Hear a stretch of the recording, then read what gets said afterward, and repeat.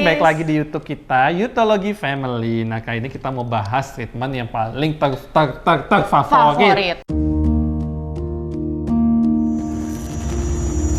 di klinik kita, yaitu benang hidung. benang hidung. Jadi banyak sekali ya dok ya pasien yang datang pengen mancung, itu kenapa tuh dok? Karena orang Asia itu kan cenderung hidungnya kan flat kan. Jadi untuk lebih mancung itu pasti lebih cakep. Lebih cakep, lebih gitu. pede gitu ya dok. Terus ya. pengerjaannya kan juga langsung kelihatan. Jadi pulang-pulang, wah langsung jadi gitu loh. Biasanya jadi pasien ngaca langsung happy gitu langsung kan. happy. Terus untuk yang pipinya cabi karena hidungnya lebih mancung ke depan, jadi cabinya kayak agak lebih ketutup gitu.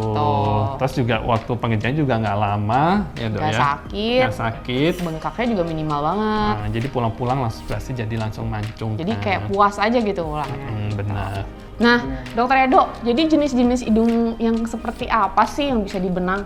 Nah, menurutku dok, semua jenis hidung dan bentuk hidung itu bisa sebenarnya dibenang kayak gitu. Cuma kalau misalnya lihat nih dokter Selfie nih contohnya hidungnya nih, tuh kan dilihat sebenarnya dia mancung, ya kan dari samping. Tuh cuma menurutku sih kamu kurang tegas dok. Bisa tuh dibenang.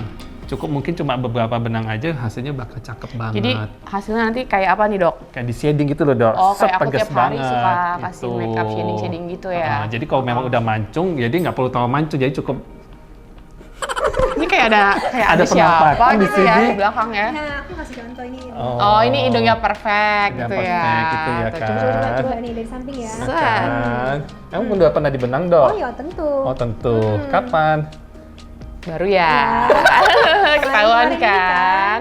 Ketahuan kan? Oh gitu. Nah ini salah satu contohnya. Jadi jadi bentuk hidungnya lebih tegas. Jadi kalau dokter Selfie udah pernah kali ya juga Udah pernah, kan. udah lama lama banget kayak gitu kan. Nah kalau pengen lebih tegas, nah ini gitu.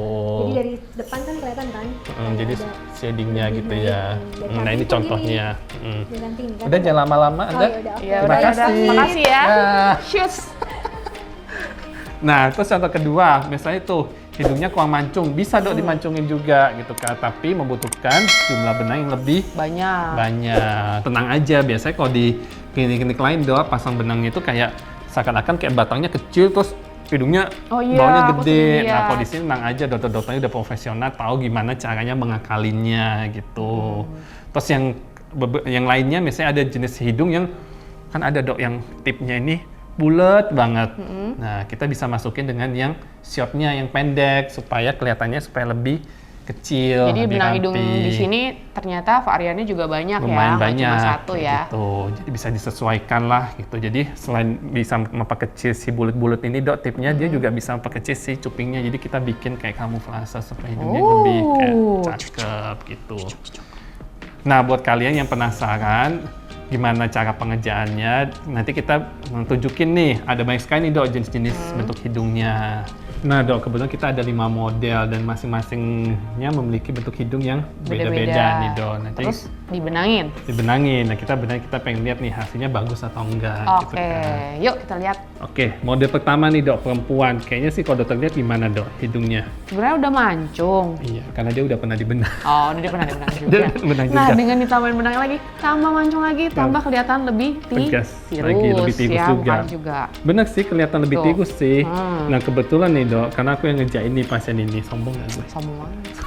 Udah tahu. Jadi kan memang dia udah tegas dok, udah mancung batangnya, tapi kok kita lihat nih dok, di ujung tipnya itu agak sedikit gini dok, agak sedikit turun turun ya. gini, jadi agak sedikit bulat. Nah itu kita pakai benang yang pendek-pendek dok, untuk di bagian di jadi kayak bawahnya kalau aja. misalkan pasiennya cuma butuh di bagian sini, dokter punya Nggak benang apa-apa. yang untuk Nah, pendek segini buat bawah. bagian sini. Mantap. Nah hasilnya pun juga bisa kelihatan, jadi yang tadi awalnya gini, gini. Jadi lebih Tuh. gitu ya. Gitu. Nah semakin banyak benangnya mungkin bisa tambah Aneh dong sampai kayak gini. kayak gitu. Lanjut. Nah, dok, kalau ini kenapa sih dok? Ini kalau aku lihat sekilas tuh hidungnya udah mancung Udah loh. mancung, udah baik-baik aja Udah ya. bagus loh, udah bagus gitu. ya. Tapi Jadi kalau apa yang dokter lakukan nih kepada hidungnya pasien ini? Nah, kadang-kadang kita sebagai dokter kita harus bisa sampai gitu langsung gitu dok. Coba dokter perhatikan dok, kira-kira apa tuh dok yang kurang dok? Mungkin bisa lebih di zoomin lagi dok. Coba ya. Oh, kayaknya ada bagian yang sedikit agak lebih dekok ya di bagian bawahnya Di sini. bagian bawah Jadi dekat kayak ada sini. hamnya sedikit Ada gitu. hamnya sedikit, Kalau kayak kamu kan gitu. di atas, Ya, kalau ini di bawah. Di bawah gitu. Nah, kadang-kadang kekurangan dari benang yang panjang adalah kita kurang memperhatikan bagian yang ujungnya. Kadang-kadang kita kalau yang panjang kan cuma di bagian Jadi kalau atasnya pakai doang benang ya. yang hidung yang panjang ya semuanya otomatis jadi naik. Naik Tapi semua. kalau ada yang dekok, dia nggak cover Nah, dekoknya itu ya. gitu. Jadi kita perlu benang yang kecil supaya mengcover bagian yang Tertentunya tertentu aja. aja. Sebenarnya kayak gini sebenarnya bisa di filler dok. Tapi untuk pasien yang ini ada beberapa kondisi yang memang nggak bisa kita filler karena kita takut bahaya dari si filler itu sendiri. Oke. Gitu. Makanya kita memilih benang yang pendek. Nah setelah ditanam dok pakai benang pendek hasilnya pun langsung kelihatan. Jadi lebih lurus ya. Lebih gitu ya, lurus. Jadi nggak ada dekoknya. dekoknya gitu, nggak ada lembahnya. Bagus. Mantap.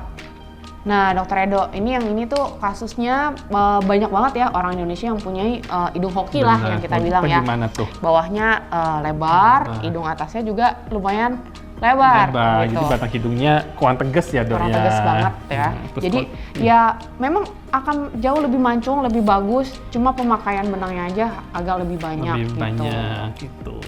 Dilihat pun jadi kalau lebih proporsional ya dok ya. Jadi karena batangnya lebih tegas, jadi meskipun Terlihat lebih kecil. lebih jadinya. kecil jadi Mm-mm, cupingnya gitu. Meskipun nggak kecil-kecil juga, tapi sebenarnya lebih kecil. Next. Nah, kalau yang ini dok, pasiennya kenapa nih dok?